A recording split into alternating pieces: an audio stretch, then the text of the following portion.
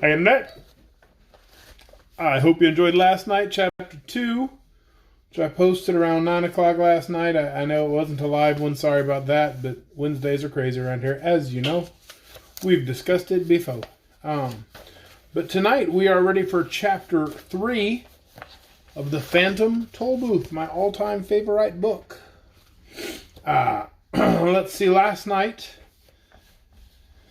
Milo drove his little car through the toll booth, and he found himself in the land of expectations. And the little man who talked way too much told him to go on out of expectations.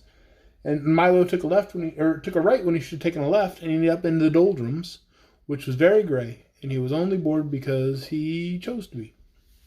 And that's a lesson I'm teaching my children this summer. But tonight we are going to arrive in Dictionopolis, as indicated by the title. Welcome to Dictionopolis. That's the title of Chapter 3. And unlike L. Frank Baum, when Norton Juster says something's going to happen in one of his chapters, it happens in that chapter. Whereas L. Frank Baum would be like, Chapter 7, we meet the Scarecrow. And there would be no Scarecrow in Chapter 7. He wouldn't show up till like Chapter 11, and he'd be like, what happened to the Scarecrow? I'm very confused by your chapter titles, Mr. Baum. But no, Norton Juster sticks to it. He says, welcome to Dictionopolis. You know where Milo's going? Dictionopolis. Let's begin. Okay. This is the watchdog. I was like, who's talking at the very beginning of this? I gotta... You must excuse my gruff conduct, the watchdog said after they'd been driving for some time. But you see, it's traditional for watchdogs to be ferocious. Milo was so relieved at having escaped the doldrums that he assumed the dog had hold on one moment here. I gotta turn off this light. It's blinding. I got a light for above my camera here so that I would be better lit in the videos. And every time I look at the camera, I go completely blind now, which is a problem when I'm trying to read. So we're going to have to mess with that and figure something else out. But we're going to keep reading. Sorry. Milo was so relieved at having escaped the doldrums that he assured the dog that he bore him no ill will, and was, in fact, very grateful for the assistance. Splendid, shouted the watchdog. I'm very pleased. I'm sure we'll be great friends for the rest of the trip. You may call me Tuck. That is a strange name for a dog who goes tick, tick, tick, tick, tick all day, said Milo. Why didn't they call you? Don't say it, gasped the dog, and Milo could see a tear well up in his eye. I didn't mean to hurt your feelings, said Milo, not meaning to hurt his feelings. That's all right, said the dog, getting hold of himself. It's an old story and a sad one, but I can tell it to you now. When my brother was born, the first pup in the family, my parents were overjoyed and immediately named him Tick, in expectation of the sound they were sure he'd make. On first winding him, they discovered, to their horror, that instead of going tick, tick, tick, tick, tick, tick, tick, he went tuck, tuck, tuck, tuck, tuck, tuck, tuck. They rushed to the Hall of Records to change his name, but too late. It had already been officially inscribed, and nothing could be done. When I arrived, they were determined not to make the same mistake twice, and since it seemed logical that all their children would make the same sound, they named me Tuck. Of course, you know the rest. My brother's called Tick because he goes tuck, tuck, tuck, tuck, tuck. And I'm called Tuck because I go tick, tick, tick, tick, tick, and both of us are forever burdened with the wrong names. My parents were so overwrought that they gave up having any more children and devoted their lives to doing good work among the poor and hungry. But how did you become a watchdog? Interjected Milo, hoping to change the subject, as Tuck was sobbing quite loudly now. That, he said, rubbing a paw to his eye, is also traditional. My family have always been watchdogs, from father to son almost since time began. You see, he continued, beginning to feel better, once there was no time at all, and people found it very inconvenient. They never knew whether they were eating lunch or dinner, and they were always missing trains, so time was invented to help them keep track of things, and to get places when they should. When they began to count all the time it was available, what with 60 seconds in a minute, and 60 minutes in an hour, and 24 hours in a day, and 365 days in a year, it seemed as if there was much more than they could ever use. If there's so much of it, it can't be very valuable, was the general opinion, and it soon fell into disrepute. People wasted it and even gave it away, and we were given the job of seeing that no one ever wasted time again, he said, sitting up proudly. It's hard work, but a noble calling. For you see, and now he was standing on the seat, 1 foot on the windshield, shouting with arms outstretched, it is our most valuable possession, more precious than diamonds. It marches on. It and tide wait for no man. And at that point in the speech, the car hit a bump in the road, and the watchdog collapsed in a heap on the front seat with his alarm clock ringing furiously. Are you all right? Shouted Milo. Humph! Grunted Tock. Sorry to get carried away, but I think you get the point. As they drove along, Tock continued to explain the importance of time, quoting the old philosophers and poets and illustrating each point with gestures that brought him perilously close to tumbling headlong from the speeding automobile. Before long, they saw in the distance the towers and flags of Dictionopolis sparkling in the sunshine. Picture of Dictionopolis. A picture of Dictionopolis.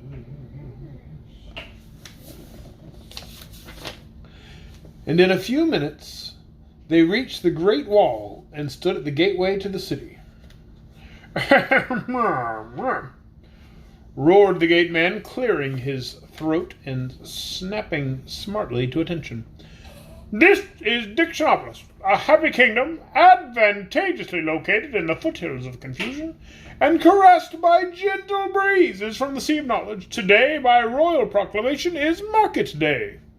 Have you come to buy or sell? I beg your pardon, said Milo. Buy or sell, repeated the gateman impatiently. Which is it? You must have come here for some reason. Well, Milo began.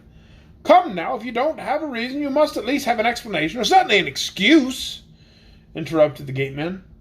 Milo shook his head. Very serious, the gateman said, shaking his head also. You can't get in without a reason. He thought for a moment, then he continued, Wait a minute, maybe I have an old one you can use. He took a battered suitcase from the gatehouse and began to rummage busily through it, mumbling to himself, No, this won't do. No, this is fine, he cried triumphantly, holding up a small medallion on a chain. He dusted it off and engraved on one side were the words, Why not? It's a good reason for almost anything. A bit used, perhaps, but still quite serviceable.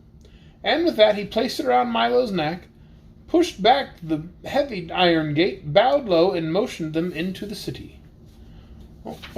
Picture of the gateman. I'm pretty sure you think he's taking a vacation.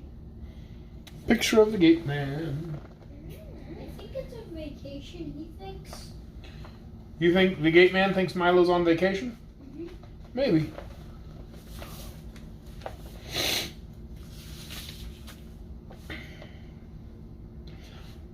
I wonder what the market will be like, thought Milo as they drove through the gate.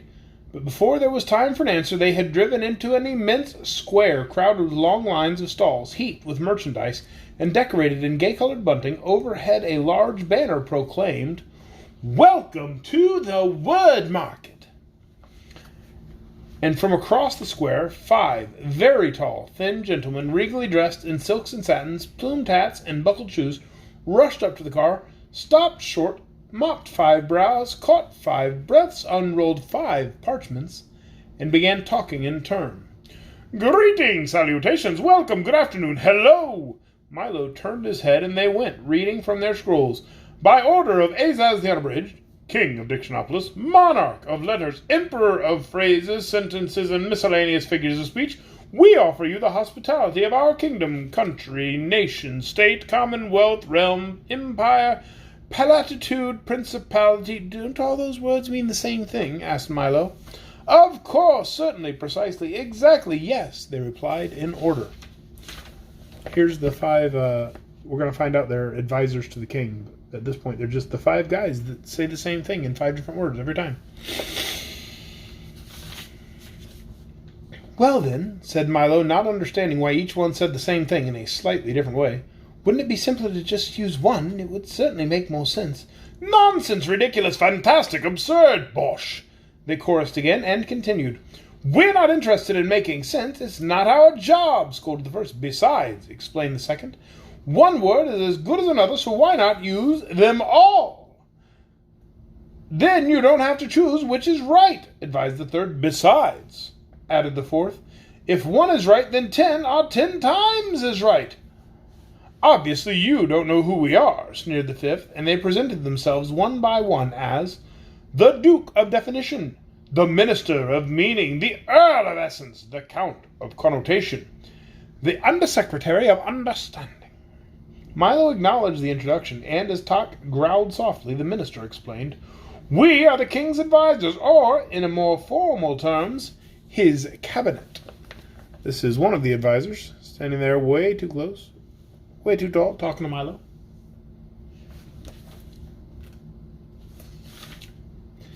Cabinet, recited the Duke. 1. A small private room or closet with drawers for keeping valuables or displaying curiosities. 2. Council room for chief ministers of state. 3. A body of official advisors to the chief executive of a nation. You see, continued the minister, bowing thankfully to the Duke, Dictionopolis is the place where all the words in the world come from.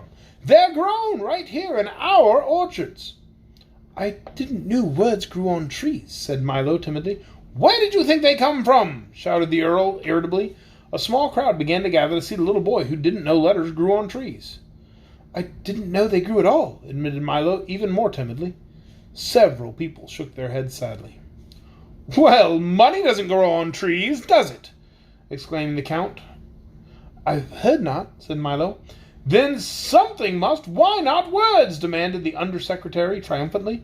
The crowd cheered his display of logic and continued about its business. To continue, continued the minister impatiently. Once a week, by royal proclamation, the word market is held here in the great square, and people come from everywhere to buy the words they need or trade in the words they haven't used.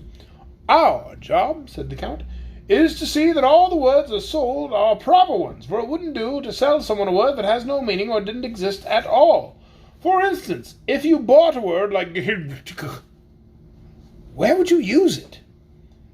It would be difficult, thought Milo, but there were so many words that were difficult, and he knew hardly any of them. But we never choose which words to use, explained the Earl as they walked toward the market stalls. For as long as they mean what they mean to mean, and we don't care if they make sense or nonsense, innocence or magnificence, added the Count. Reticence or common sense, said the Undersecretary. That seems simple enough, said Milo, trying to be polite. Easy as falling off a log, cried the Earl, falling off a log with a loud thump. Must you be so clumsy? Shouted the Duke. All I said was, began the Earl, rubbing his head. We heard you, said the minister angrily, and you'll have to find an expression that's less dangerous. The Earl dusted himself off as the other snickered audibly. You see, continued the Count, you must pick your words very carefully and be sure to say just what you intend to say. And now we must leave to make preparations for the royal banquet. You'll be there, of course, said the minister. But before Milo had a chance to say anything, they were rushing off across the square as fast as they had come. Enjoy yourself in the market, shouted back the Undersecretary. Market, recited the Duke, an open space or covered building in which, and that was the last Milo heard as they disappeared into the crowd. I never knew words could be so confusing, Milo said. Milo said to Tock as he bent down to scratch the dog's ear. Only when you use a lot of them to say a little, answered Tock. Milo thought this was quite the wisest thing he'd heard all day. Come, he shouted. Let's see the market. It looks very exciting. And that is the end of Chapter 3, Welcome to Dictionopolis. I believe tomorrow night we will read Chapter 4, Confusion in the Marketplace. Right here at 9 o'clock Facebook Live. I do hope you join us then. Good night, everyone.